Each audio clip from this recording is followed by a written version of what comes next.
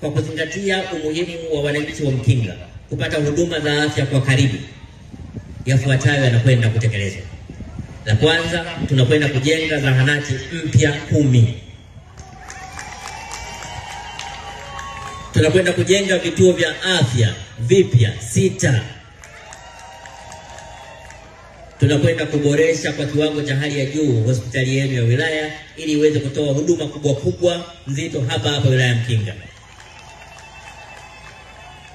Lakini vile vile tunakwenda kuhangaika na ujenzi wa bandari kavu. Ujenzi wa bandari ili shughuli za biashara ziimarike zaidi Mkinga.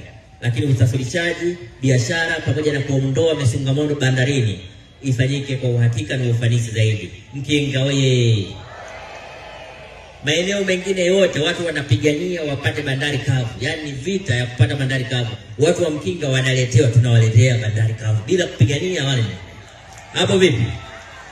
Hapo sawa eh? Na inawezekana Mkinga imeonekana kwa sababu hii pwani ya Mkinga imefanana na pwani ya Kizimkazi kule anapotaka Mheshimiwa Rais. Makofi mengi sana.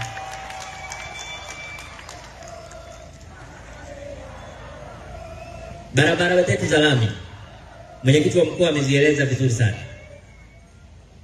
Na wasemaji waliotangulia wamezisema vizuri, sitaki niziseme tena, lakini nataka niwahakikishie katika mambo ambayo tumezamiria kuyatekeleza.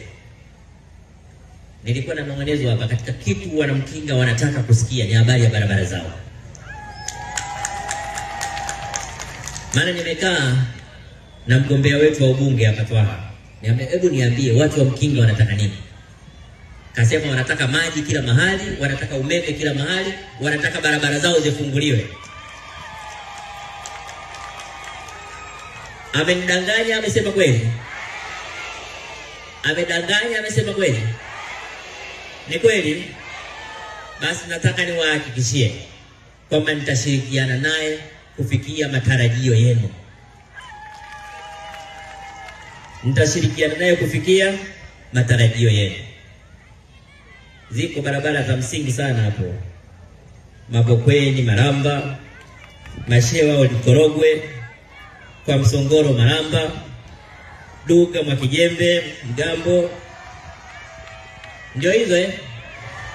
Au kanidanganya? Unaweza kukuta hizo barabara amenitajia zote zinatoka kwetu Songea. Ni za hapa eh? Basi hizo tutashirikiana naye kuhakikisha kwamba zinajengwa.